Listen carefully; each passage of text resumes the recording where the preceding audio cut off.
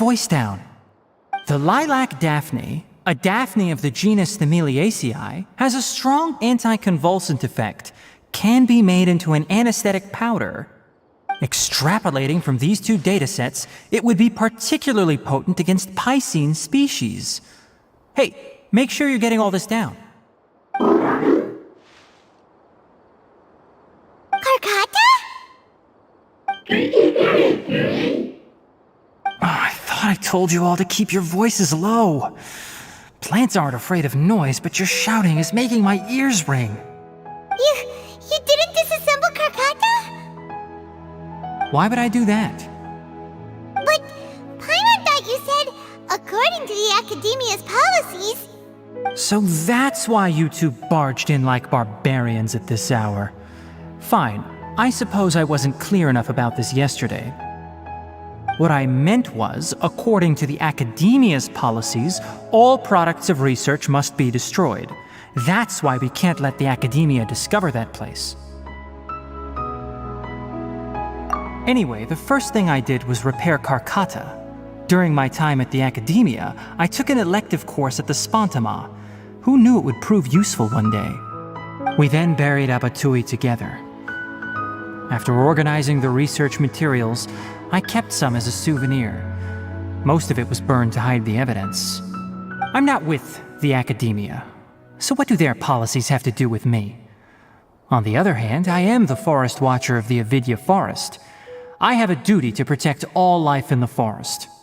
All life brought forth in this world has meaning, and Karkata is no exception. If it exists, then it shouldn't be carelessly abandoned or destroyed. That's great!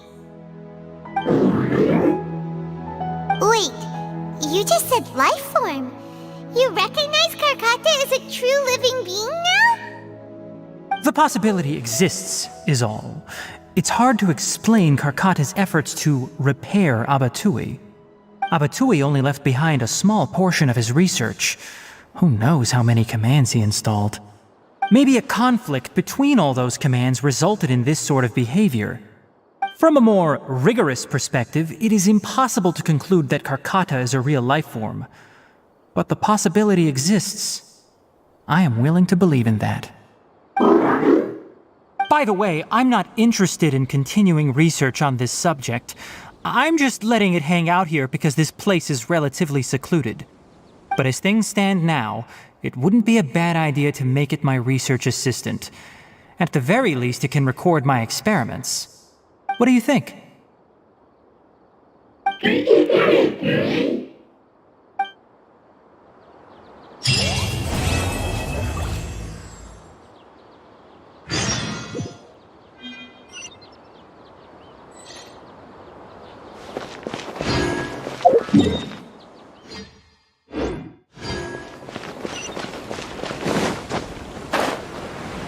Have you considered the possibility that...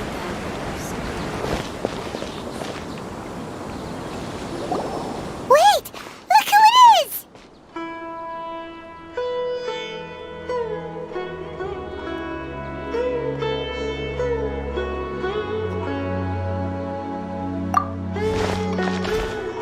Thank goodness you're okay! We were so worried about you! This was supposed to be a touching reunion, but you're ruining the moment! Actually, it's very smart of the Traveler to be wary of me right now. After all, the Doctor has shown that his technology can apparently even control human minds. Plus, it's not like you could have known what happened after we split up and I was facing the Doctor by myself. Even a pool of stagnant water after a torrential storm can occasionally pass as a patch of sky. Paimon feels like only the real Nahida could come up with such an obscure analogy. Huh? But I wasn't trying to win your trust or anything. All I wanted was to clarify my point. Well, we understand that point now. Please, Nahida, tell us more about what happened. Are those poor people all right? When you left, I was still in the middle of restoring everyone's minds. Thankfully, when the Doctor mentioned depositing information into the subconscious, he didn't mean engraving information into their minds. Instead, he did something closer to creating hallucinations. That was still within my power to fix. Luckily, I managed to finish my restorations and mind jump away from him just as he was about to capture me. Whew. What a relief. The doctor sure pulled out some hidden cards, but good thing we had Nahida with us. I wouldn't be relieved just yet. I gave away my true identity when I restored everyone's minds, which means we've lost another one of our trump cards. Also, the doctor is already an expert at modifying Akasha terminals.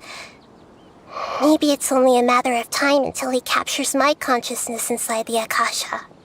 Would that mean you'd no longer be able to jump between minds? Then how do we stop him? He's still at the Academia, so it's possible he already started messing with the Akasha. Ugh, it feels like he's toying with us. What a nasty piece of work. Plus, the doctor's combat ability alone is apparently enough to make him worthy of being number 2 of the Fatui. We shouldn't give up hope just yet. Let's try to find another way to attack this problem. Actually, Nahida, how did you know we were trying to get to Party's DI? Have you been waiting for us? Yes, I have. I can see the traveler's elemental energy, so I deduced your destination by looking at the direction you were moving in. You didn't come here for sightseeing, right? Did you find any leads? We're looking for a scholar we know. His name is Tainari, and the sages once tried to reach out to him. Why don't you come inside with us and see what we can find? Okay, let's just hope we won't get him into trouble.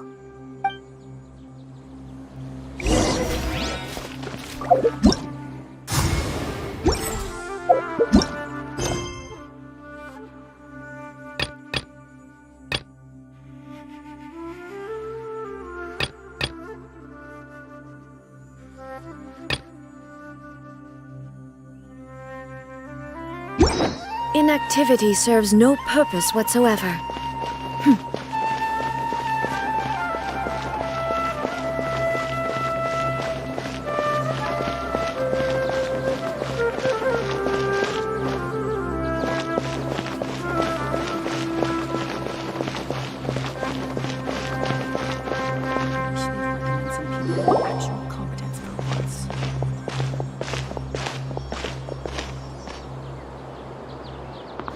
Traveler? It is you! Ah! The voice! It's Hypatia! Ah, what a pleasant surprise! It's so nice to see the two of you again. Who's this? She's a scholar we met in the Avidia Forest.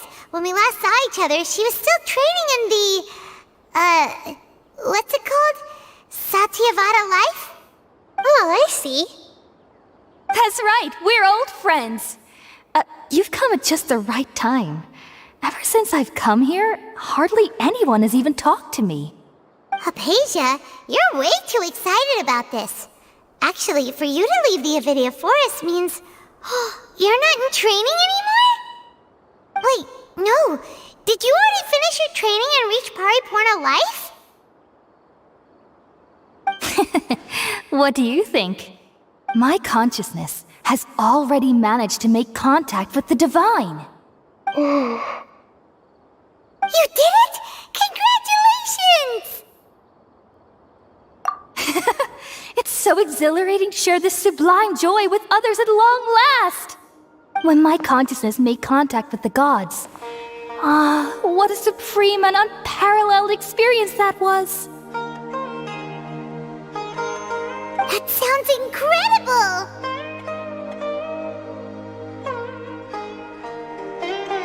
Oh, all right. Actually, please wait. I haven't forgotten my promise to you. Remember? I promised to help you understand what you saw from Irminsul once I gained deeper insights. My current self has not only gained true insight, but I can even help you establish a direct connection to the consciousness of the divine. You can do that? I've never heard of anything like that, but if you want to give it a try, I'll do my best to protect your consciousness during the process. Hold on. I brought some spirit borneal with me. This is still a crucial part of the ceremony.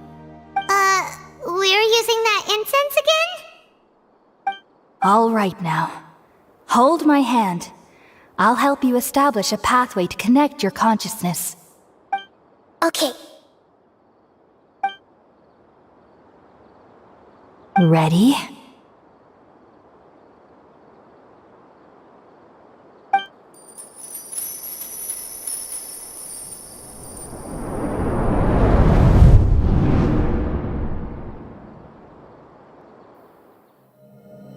It took 3 betrayals for me to finally understand. The world is just an elaborate tapestry of lies. My fury will never be quelled. The first to betray me was a god. My creator. My mother. Valuing strength above all, she saw no worth in me and I was discarded. The second was a human. My family.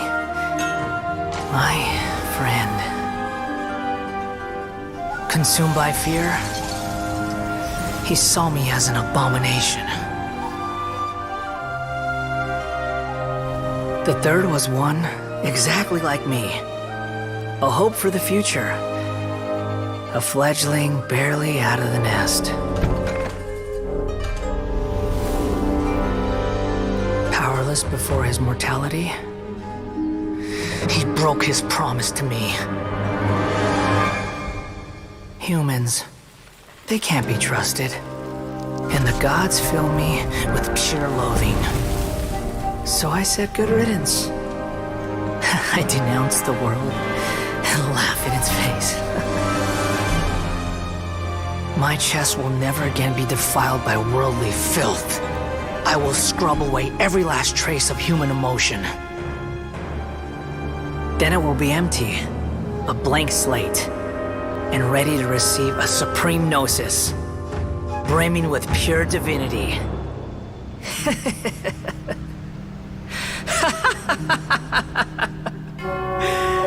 There is no need to fear. The pain will be brief.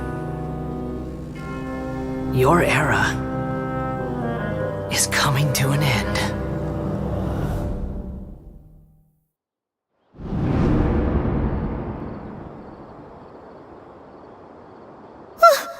What was that?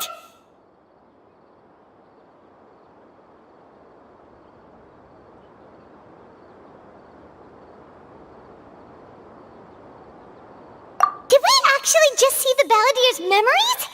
Everything matches what we know about him. But how is he connected to the divine consciousness that Hypatia was talking about? You saw it, right? You felt it, right? Such a majestic god! Such a noble will! Such sublime emotion! Alas, shame. If only that which beats within my chest wasn't a filthy mortal heart. Oh, great and merciful God, please grant me forgiveness and salvation. Do you understand now? I'm afraid this is no Puripurna life, but rather... Ah! You! Why are you so mean to me? Why is everyone hiding from me? I found divine wisdom. Shouldn't I receive praise and honor? Haven't I uncovered that light in the darkness? Hypatia? That's how I always thought everything should be. Wait. Have I already lost my mind?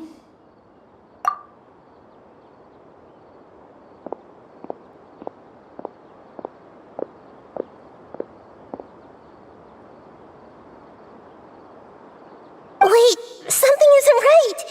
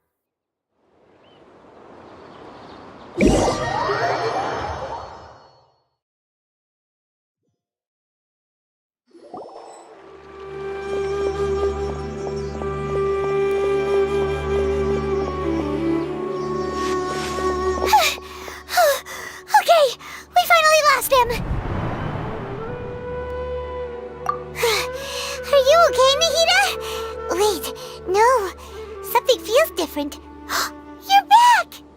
Oh, the Traveler's back?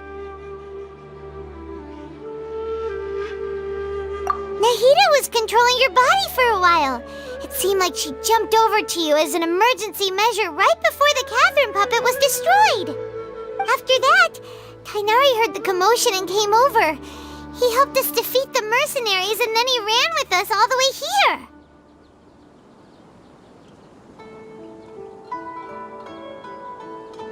What? You swapped places? You mean your consciousness also went into Nahida's body? Wait, then where is Nahida's consciousness? Where is she now? I never imagined that an individual's consciousness could be transferred around like this. Had I not seen it with my own eyes, I would have never believed it. I don't think this can be achieved with current human technology.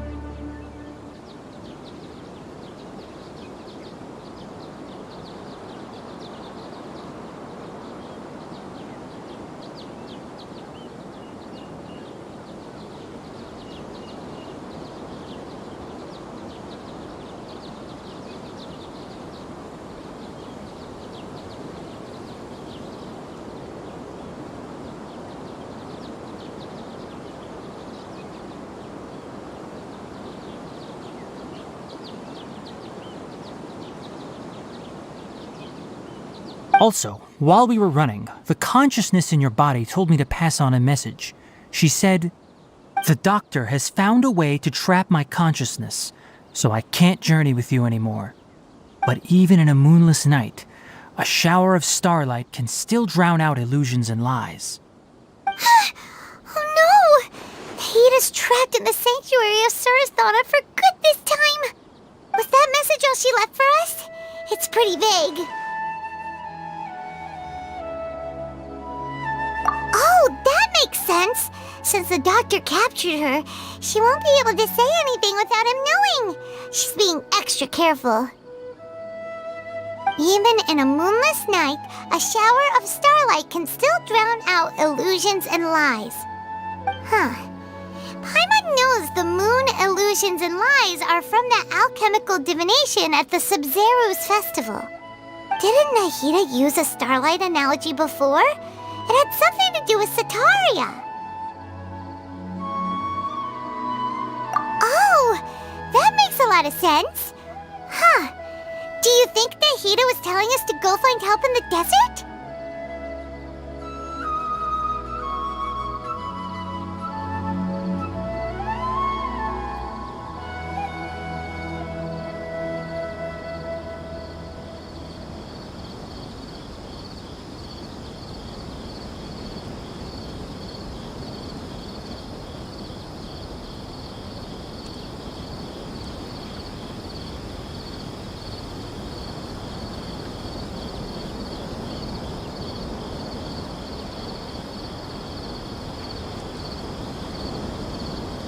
But she isn't with us anymore. Think we'll be okay? Paimon, you said Sanctuary of Surasthana. Does this mean that this Nahida you're talking about, the consciousness who was occupying the traveler's body, is the Dendro Archon?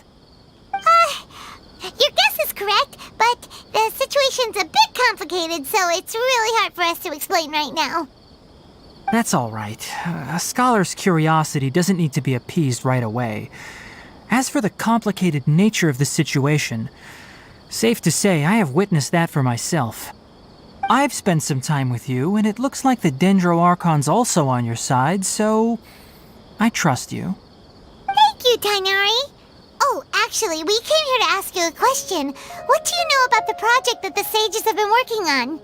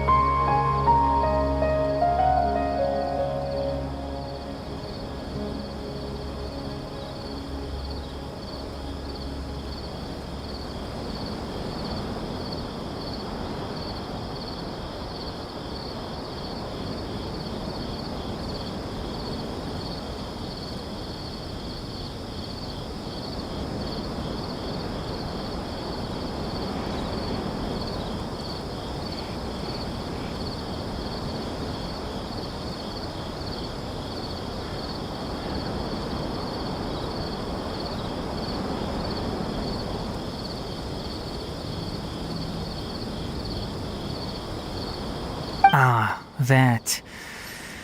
While I was indeed invited to join that project, the sages were always secretive about its scope and goals, so I eventually declined. All I know is that that project has something to do with the restoration of Irminsul. Huh? Did you see something when you were in Nahida's body? What? Do you have any evidence?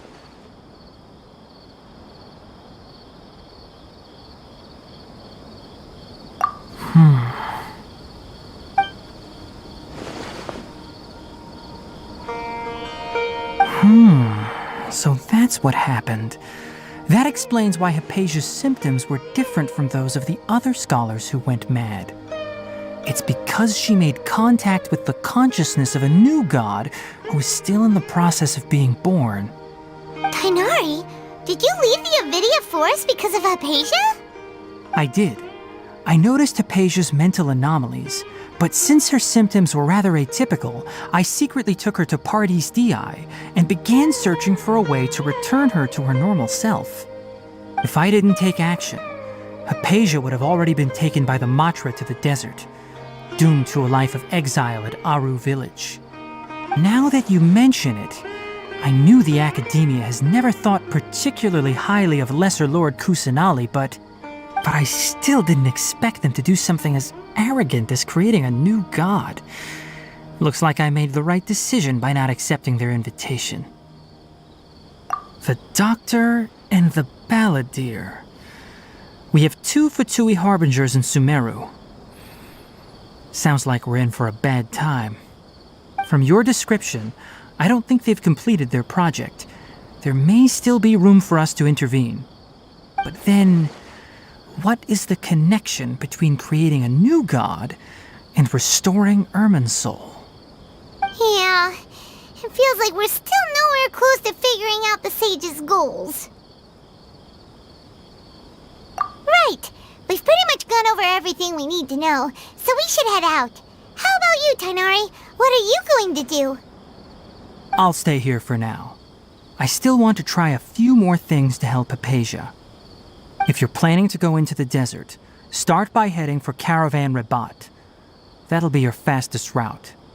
Come find me here if there's anything else I can do to help. May the spirit of wisdom go with you. Thanks, Tainari.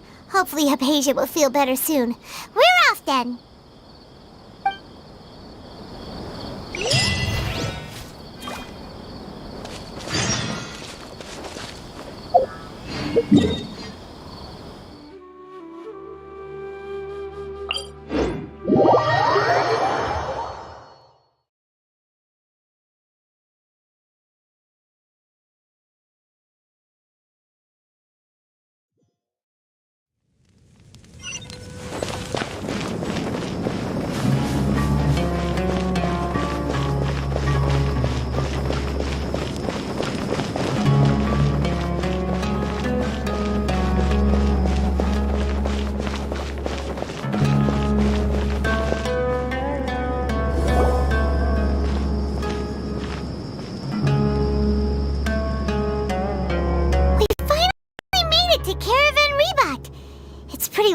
here.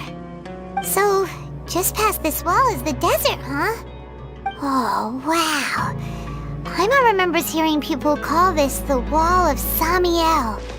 It's made to block sandstorms from the outside. Oh, if it's this tall, it's gotta be the divine work of Greater Lord Rukkhadevata, right?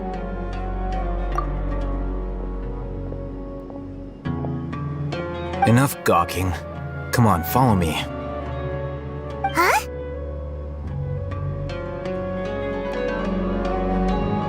Over here.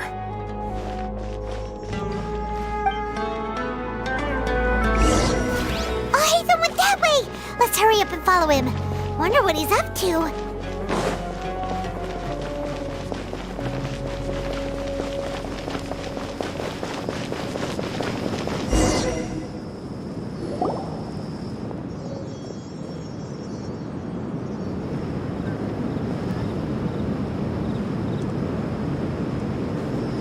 What the... Where did he go? How did we lose him? They were just here a second ago.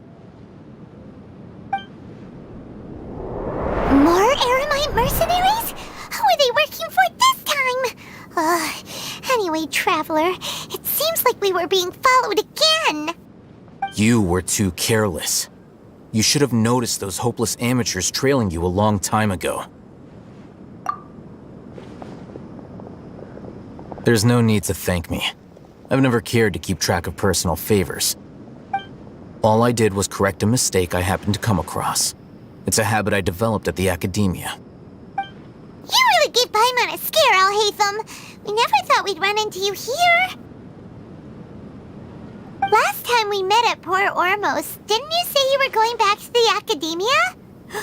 Wait, don't tell Paimon that you're here to take us back on their orders. Oh, so you've already landed yourselves on the academia's hit list. I can't say that I didn't expect it. However, had I wished to turn you over to the academia, don't you think you'd already be the Eremites' honored guests by now? Oh, right. You do have a point. I have no interest in running errands for that project. As a scholar, I've always belonged to the camp that promotes researcher autonomy. And these days, you're more fascinating than anything the sages can offer. Not quite. To tell you the truth, I'm still investigating the Divine Knowledge Capsule. Unfortunately, I've run into some difficulties. Everyone says the capsule originated in the desert and was eventually moved to Port Ormos. If I am to get to the bottom of this, I must understand how the capsule first came to be. Which brings me back to you and why you're so interesting. The leader of Ain al-Ahmar used the Divine Knowledge Capsule right in front of you, and upon seeing him, your expression became perplexed, and you were lost in thought for quite some time. To have that kind of reaction, I think you must have realized something. Are you interested at all in sharing what you've been hiding from me?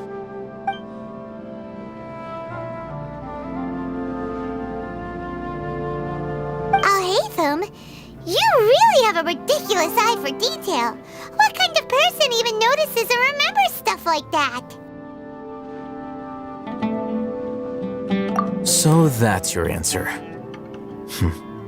Well, I do work for the academia after all. So considering that, it is indeed wise to keep your cards close to your chest. But that does prove you do have some undisclosed information about the Divine Knowledge Capsule. Am I right? No matter. Rather than simply learning the answers from you, I'd still prefer to investigate on my own. Speaking of, you two are also headed to the desert? That's right! We have the same plan as you! But we don't really have any concrete goals at the moment. Then I'd suggest starting with Aru Village. It's the largest settlement in the desert, so it'll probably have more resources and intel than anywhere else. Well, would you like to head there together? It's always better to travel with someone you know. Let's go!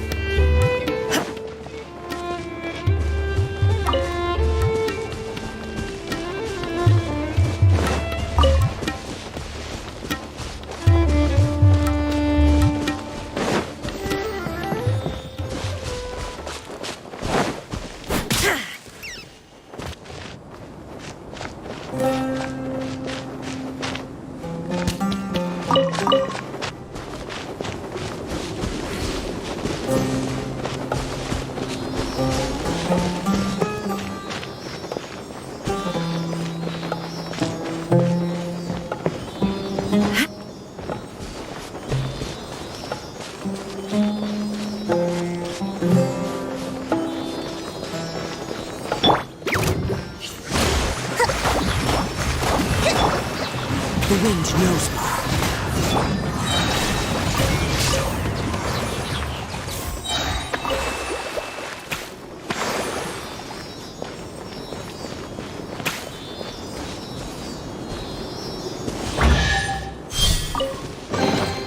But a momentary distraction.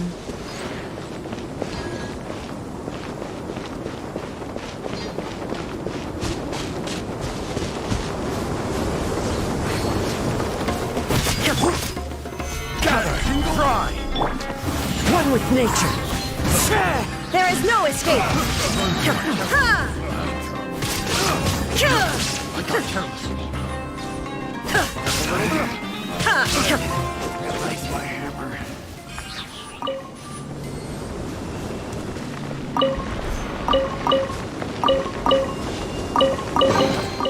Take them.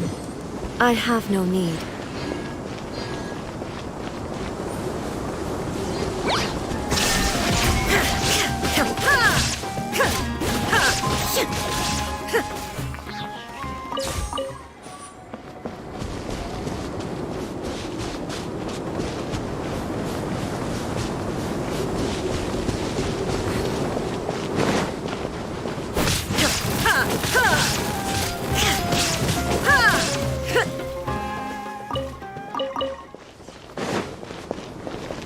Shine down!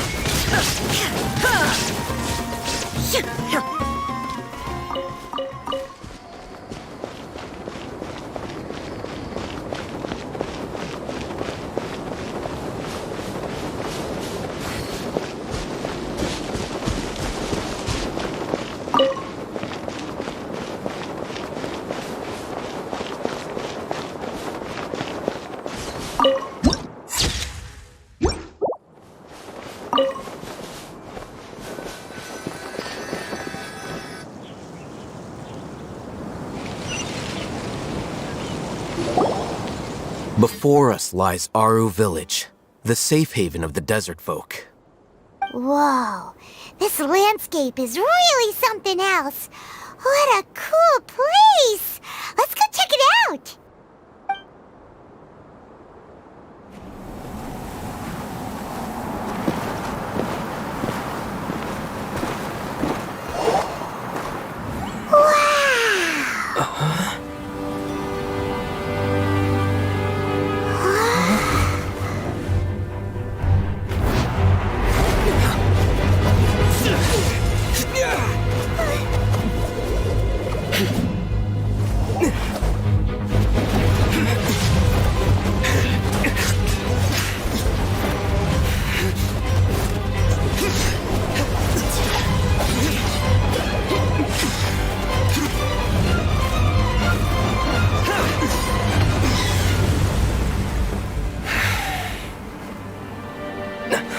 Sino.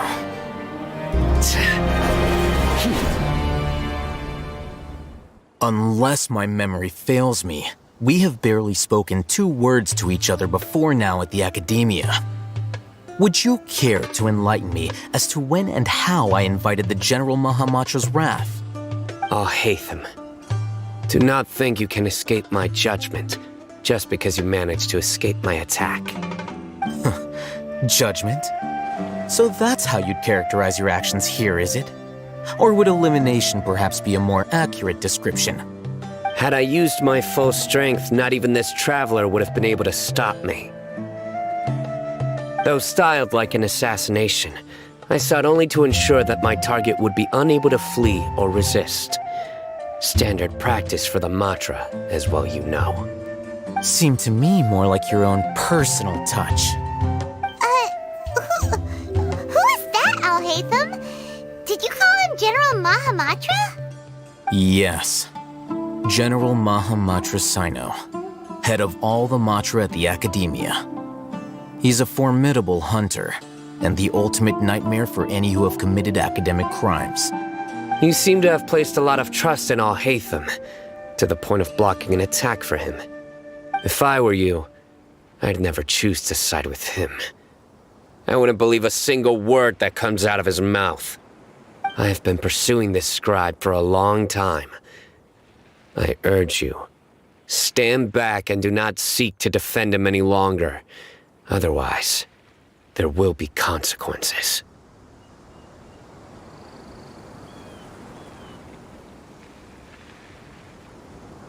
Has Alhaitham done something wrong? Paimon doesn't think he's as bad as you've made him out to be. I won't waste my breath explaining things. Alhaitham, I saw it during our fight. Take it out. The divine knowledge capsule you're hiding on your person. Unless you want me to retrieve it for myself. Very perceptive of you. Nothing escapes Amatra's senses. Wait! The divine knowledge capsule? Didn't it fall into the Matra's hands in Port Ormos? No wonder you speak with such confidence, Sino. But I must admit, I'm very curious. What does this capsule mean to you? And why, as General Mahamatra of the Academia, are you all alone in the desert?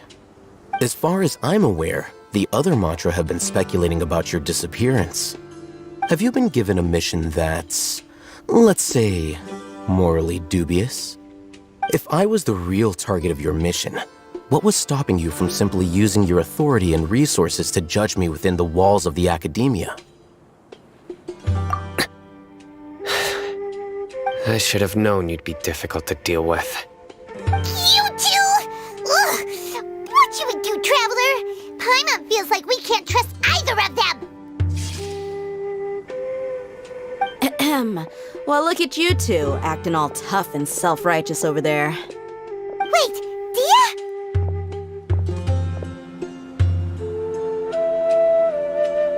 Great! Finally, someone that we can trust! You gotta help us out here, otherwise these two are gonna start fighting again! Yeah, sure looks that way. Two giants from the Academia duking it out once and for all. Not something you get to see every day, that's for sure. Listen, I know you academic types love to fill up your big brains with self-righteous morality and lord your empty rules and virtues over each other. But how dare you bring your petty disputes into the safe haven of Aru Village? It seems like someone's gonna have to beat some sense into your thick skulls until you finally learn to respect these grounds.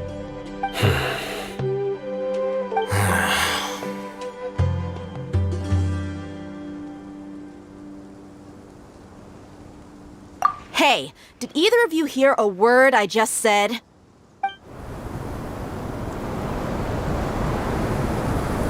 Whoa, what's going on? The wind's so strong! Is this a sandstorm? Paimon's gonna get blown away! Another sandstorm? What's up with these recently? Hey! All of you, over here, quickly! We have to take cover!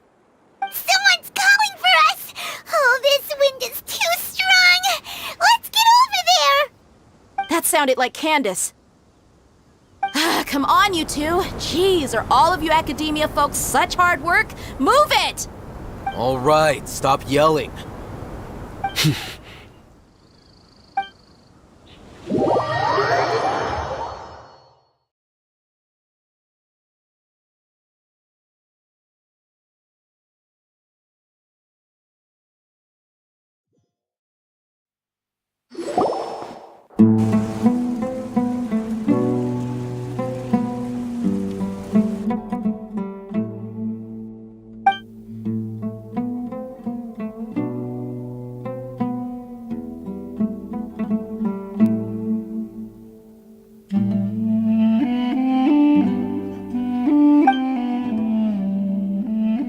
Well, this is pretty awkward.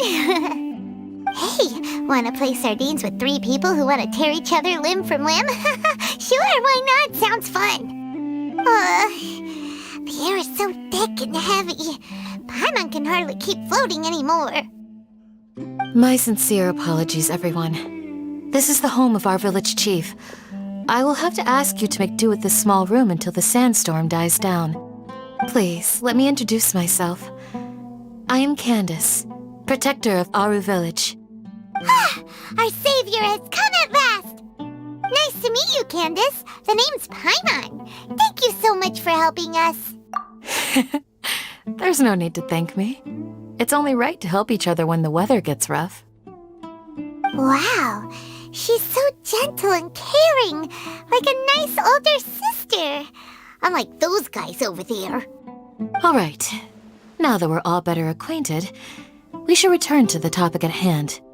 As a guardian charged with the responsibility to protect my fellow villagers from harm, I was observing your conflict from afar, even before the sandstorm started. And now that you have set foot within our village itself, it is all the more my responsibility to make absolutely sure that you pose no threat whatsoever to us. So please, have an honest and sincere conversation with one another and put your hostile feelings to rest. If anyone dares to start anything again while they are under this roof, I will not hesitate to send them out for some quality time with the creatures of the sandstorm. Oh, on second thought, Paimon may have misjudged Candace's character. And that goes for you too, Miss Dia. Do I make myself clear? All right, we got it, Candace. That's what I like to hear. So, which of you will begin? I was supposed to be a mediator, but I might have gotten a little too involved just now. Anyway, one of those two should probably start talking. Wait, that was you trying to be a mediator? I have nothing to hide, so there's no shame in explaining myself. While Alhaitham wasn't wrong about the other Matra not knowing my whereabouts, it's not because I've been assigned a morally dubious mission. Rather, I've chosen to exile myself. Huh? Exile yourself? A little while ago, I discovered that there was data missing in the Academia's project planning and development files. What little they did report clearly did not match the project's actual progress. As General Mahamatra, I had the responsibility and authority to request an audit. However, to my surprise, the person responsible for the erroneous data was none other than Grand Sage Azar himself. I tried to investigate the issue myself before submitting a formal audit request, but I soon found that all leads and potential pieces of incriminating evidence were carefully concealed from me. I began to realize that they were cautious of me from the very beginning. Unsurprisingly, the Grand Sage rejected my audit request as soon as the submission reached his desk. He even said to me, "The power of the General Mahamatra is granted by the sages. You have no right to judge us." So they really are up to no good. I realized then that to the Grand Sage, the Matra are nothing more than tools for the sages to assert and maintain their control over knowledge. The vows that we took, the principles that we strive to uphold, they are meaningless to the academia of today. I believed it would be wise to flee the academia before the sages had a chance to take action against me. This way, they can no longer see nor predict my actions. I will never give up on this investigation. There's no need for someone else to give me power or authority. Once I find the truth, I will administer judgment by my own name. Sino seems to have the same goal as us. We're all investigating the sages. Plus, now that he's no longer the General Mahamatra, he somehow feels a lot less scary. Well, Sino, if that's your story, then why did you see Alhaitham as a target? When I was investigating the matter in the academia, I overheard a conversation between Alhaitham and a sage. The sages asked you to investigate a blonde-haired traveler. Do you dispute this, Alhaitham? What? Like many parts of the project, this assignment was undocumented. Now throw in your suspicious behavior with the Divine Knowledge Capsule, and I think we deserve an explanation. Yes. I was indeed tasked with investigating the Traveler. Alhaitham! After all, the promised reward was so great that hardly any scholar could have refused. The sage told me, once you've completed this assignment, I can give you a glimpse of divine knowledge. A most enticing offer. Unfortunately, those academics don't know me at all. Their words contained one key piece of information, namely that divine knowledge indeed exists. That gave me all I needed to know.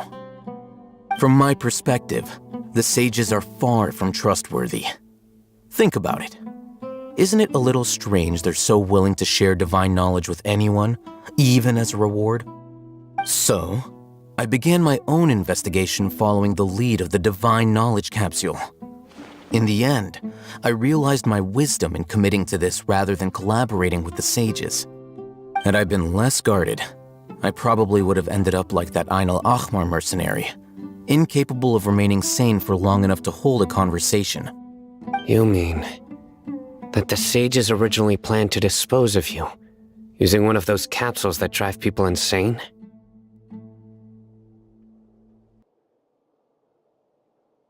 I'd already given up on the assignment by then. I only told the Academia I was waiting in Port Ormos for you to appear so they wouldn't suspect anything. So it came as quite a surprise when I encountered my erstwhile target while investigating the divine knowledge capsule. Criminals do love to talk about coincidences. Even though I ran into the Traveler by chance, I had no intention of providing assistance to the Academia. Also, you should remember, you were the ones who decided to follow me and strike up a conversation after I left that tavern. That's true. Al-Haytham helped us out at Caravan Rebat as well. Maybe he's telling the truth.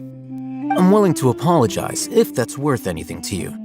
I took the divine knowledge capsule behind your back because I judged its existence to be a significant risk. I felt that it would be best for no one to interact with it before it had been properly studied. After all, curiosity often proves to be the most dangerous thing in this land. You should be well aware, Scribe Al-Haytham, that curiosity can also lead you to danger and suspicion. Answer me this. Did the sages share any information about their project with you? Have I not made myself clear? You and I are both distrusted by the Academia. Do you really think they would tell me anything? Fine. Although you haven't completely proven your innocence, I won't regard you as an enemy, for now. As you wish. Good. I'm glad to see you two clearing up your misunderstandings. And now you, Dia. I believe it's your turn. Oh, sorry. Whatever the boys were talking about must have been so boring that I spaced out. My situation is pretty straightforward. My employer, Dunyarzad of the Homayani family, is friends with the Traveler and is currently recovering from her illness at home. I had nothing going on, so I decided to return to Aru village for a visit. I was actually looking forward to a pretty exciting time getting back together with everyone here. But then I saw these two random guys in the middle of a pointless argument. It ticked me off, and things went downhill from there. Is that all? Well, I will admit that definitely sounds like your style. In that case, welcome back, Dia. That's more like it. I missed you all so much, Candace.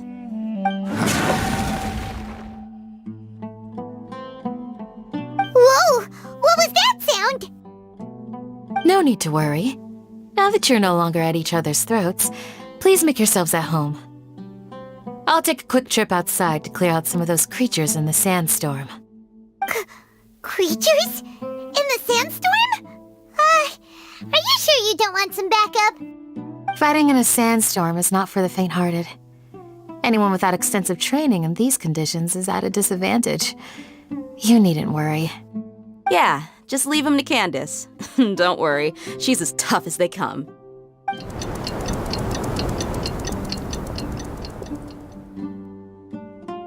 The wind's died down. That means the sandstorm's over, right? Candace still isn't back yet, though. Is she alright? Maybe we should go out and check on her. When you put it that way, even I'm starting to feel a little worried. All right, let's go. We've been here long enough, and the boys are as chatty as the floor.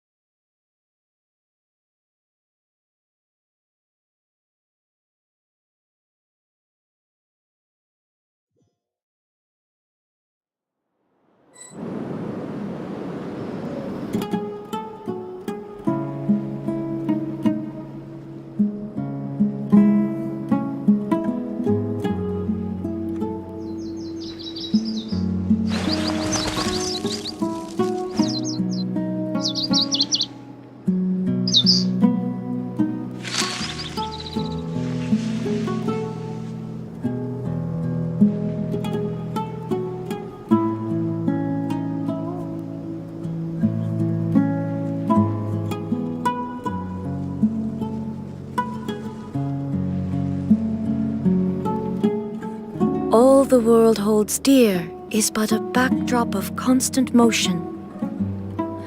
I stand before it, alone and unchanging.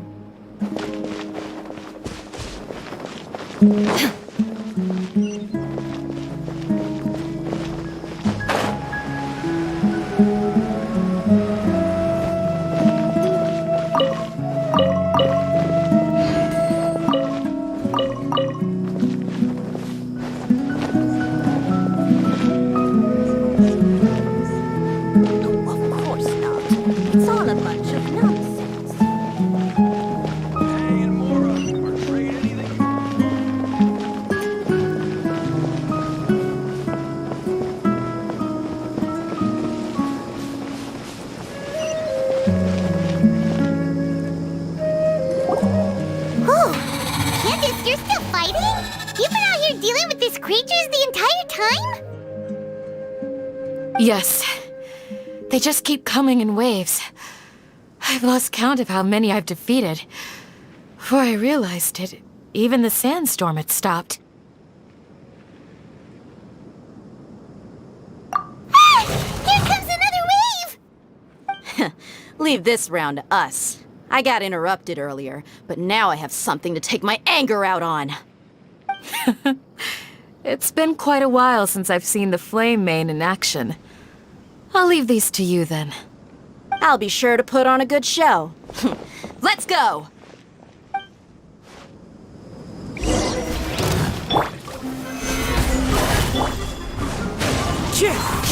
There is no escape!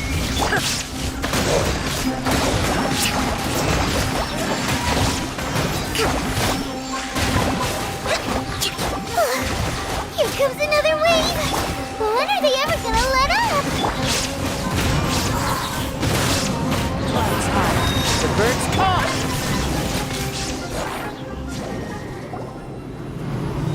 The creatures stopped appearing. Was that the last of them?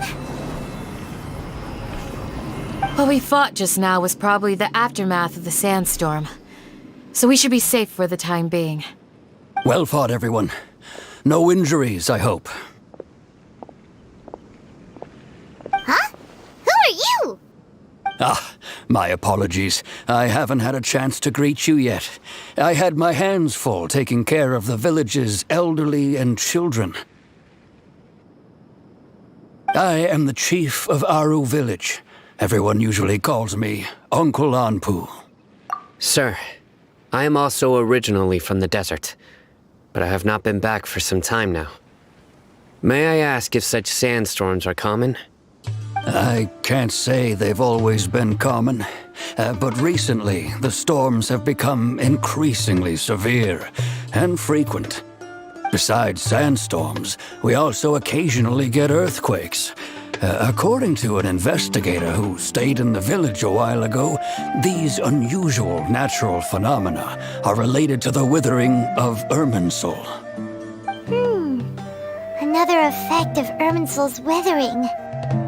So, Irminsul's withering causes withering zones in the forest, and sandstorms and earthquakes here in the desert? Everything in the natural world is inextricably connected to Irminsul. These regional symptoms can indeed be a reflection of Irminsul's present state. Everyone in Aru Village needs to take good care of themselves. Speaking of which, why haven't I seen a single village keeper since I got here? Village keeper? Who are they? Village guards like Candace? Does your curiosity know no bounds? Village Keeper is how Aru Village refers to mad scholars exiled here by the Academia. Most of them are scholars who lost their sanity after a period of training in the Avidia Forest. The Academia believes that their crazed mutterings may have a negative effect on the psyches of other scholars. So, they're forcibly exiled to the desert. Though if you ask me, it's all a boatload of nonsense. Alas, that's exactly what we've been trying to investigate. One by one, the village keepers have been mysteriously disappearing without a trace. But no one in the village has ever seen them leave. If you're planning to stay around the village for the next few days, I'd appreciate it if you could keep an eye out for them. I've had encounters with those people in the past. I'll see what I can do to help. The Matra are the ones responsible for their exile. Now that you're no longer with them, are you trying to alleviate your guilt and atone for your past sins? I'm fascinated by how you think. Mock me if you will, but if you are guilty, I will eliminate you, regardless of my position or identity. Oh, you're the former General Mahamatra. You must be an expert in these kinds of investigations. Thank you for your help. Is it because you're reminded of Hypatia? Oh, these poor scholars. First they lose their sanity, now this! We need to help get them back home, safe and sound. But, is it really a good idea to tag along with Sino? You seem like you really don't trust him. I'll be grateful for the assistance. No doubt you will do a better job than some of my former subordinates. Let's start by finding a spot to share what we know so far.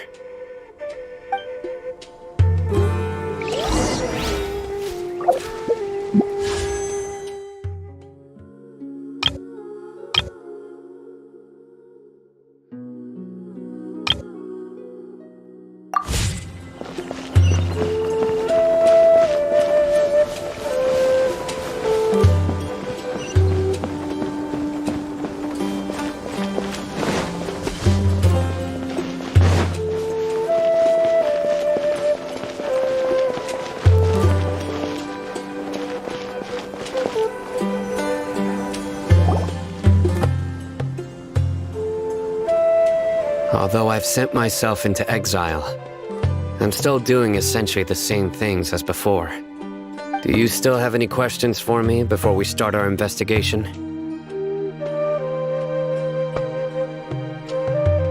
One of my former subordinates told me that this title has its origins in a strange incident. The Academia has long exiled mad scholars to Aru Village. A mysterious phenomenon exists here. When mad scholars first arrive, they are as incoherent and deranged as before.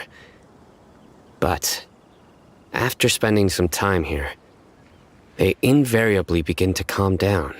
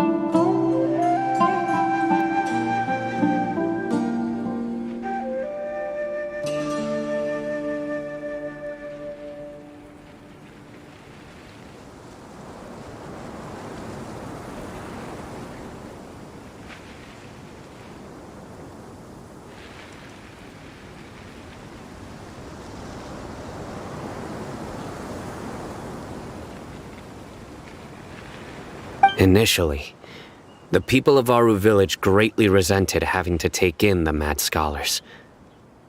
But a strange incident one night changed that.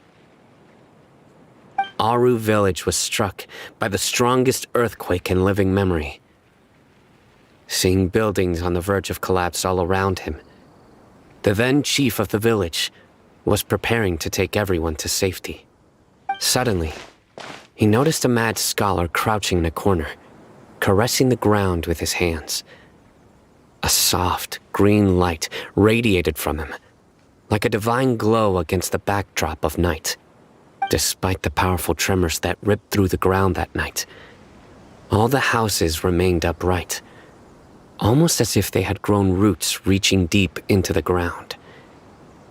In the end, not a single building collapsed, and no one was hurt. After that, the people of Aru village treated the mad scholars with greater kindness, and began to refer to them as the village keepers. A soft green light? A mad scholar protecting Aru village? What do you make of it, traveler? Paimon thinks so too. Actually, Sino, do you know if any of the mad scholars continued to wear their Akasha terminals at Aru village? In theory, they would continue wearing them so the academia could still monitor their activities. With that said, the main Akasha system would no longer have any interaction with them. Oh, no wonder! Everything makes sense then! Add in the fact that they calmed down, it was probably Nahida who calmed them. If you are able to draw a conclusion from this one story alone, then it appears you possess much more information than I do. So, what do you make of the story?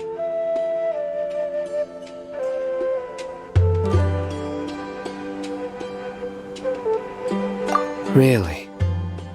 Lesser Lord Kusanali. What? You don't believe us? Lesser Lord Kusanali was definitely using the Akasha to give her power to the mad scholars! No, it's not so much that I don't believe you. I'm just struck by your reasoning. Lesser Lord Kusanali, the current Dendro Archon, is she really active in Sumeru? The Academia has always placed far greater importance on the late Greater Lord Rukkhadevata.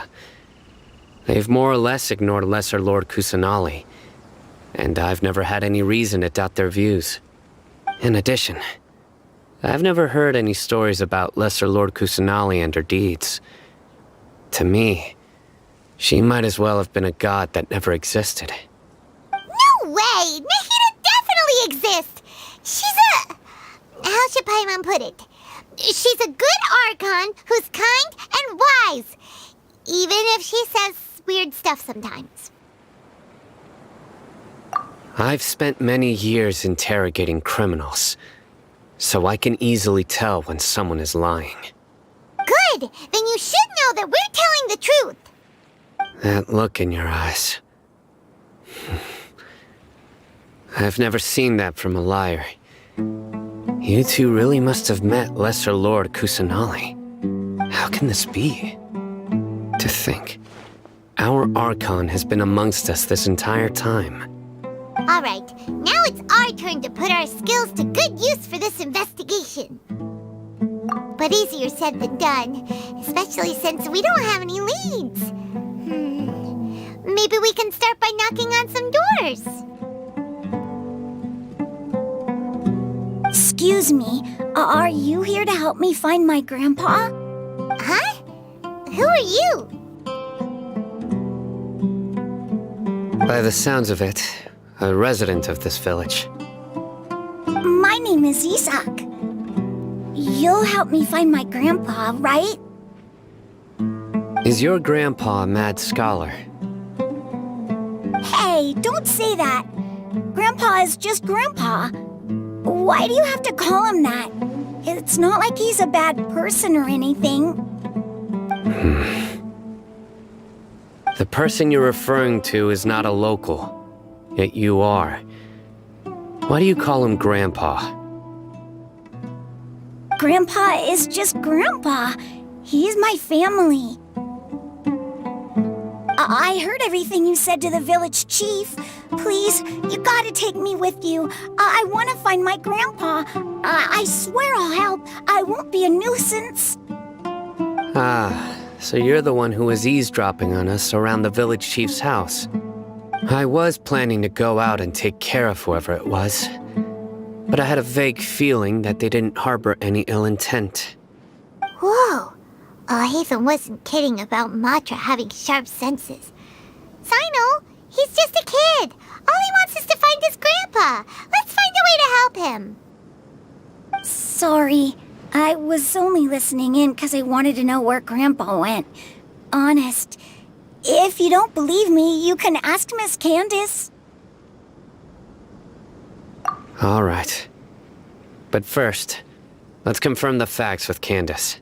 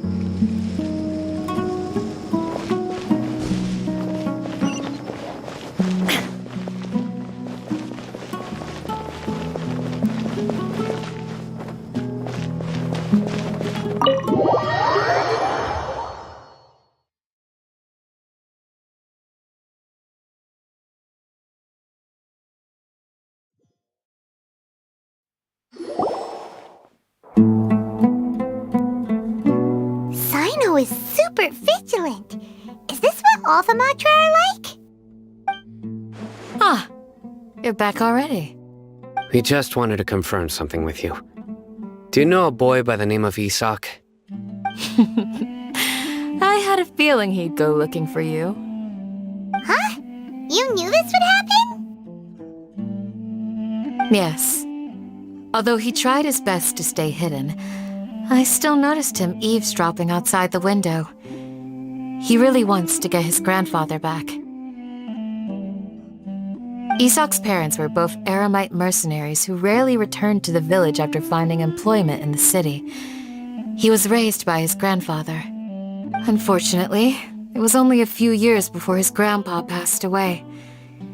Isak was still very young at the time, so various families in the village took turns caring for him so he could survive. Later, an elderly mad scholar arrived at the village. Isak thought the scholar bore a striking resemblance to his grandfather, and thus often spied on the man. However, the scholar was unkempt in appearance and incoherent in speech. Although Isak referred to the man as his grandpa, he was afraid and didn't dare to approach him. One summer night, the oft mumbling and bumbling grandpa suddenly calmed down and seemed to become more lucid. He even noticed Isak hiding in the distance. So Grandpa walked up to Isak and patted him on the head. He even took Isak to the entrance of the village, where he patiently taught the boy the names of the stars, and accompanied Isak until he fell asleep. The next morning, Isak woke up and wanted to go find his grandpa again, only to realize his grandpa no longer recognized him. However, even so, Grandpa retained his calm expression. It's said that those who saw the scholar claimed he no longer appeared to be crazy, but appeared to be living in his own world, almost as if he were sleepwalking. Isak was thrilled that his grandpa was able to find peace, and would follow him all the time, asking him things like, "Grandpa, want me to take you somewhere fun?" Or, "Grandpa, could you tell me stories about the stars again?" All this somehow just makes Paimon feel really sad. It seems like they both deserve so much better. Perhaps. Nearly everyone who lives in the desert has some form of hardship or regret. But even so, we must still continue on with our lives. It's also my reason for fighting. I must continue to protect this land.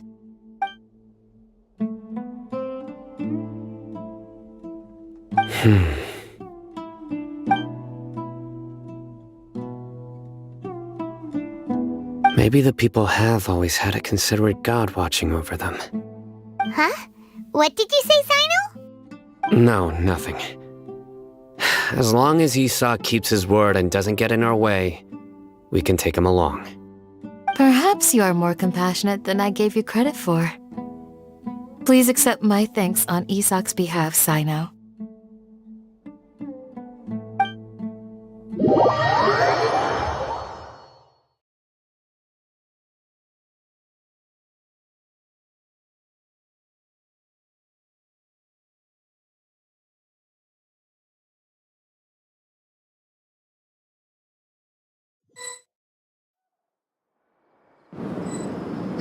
Hey, Isak! Oh, it's you guys! We've cleared everything up. Let's go find your grandpa. Really? Wow! Thank you so much! Yeah! Alright. Let's ask the local residents some questions first.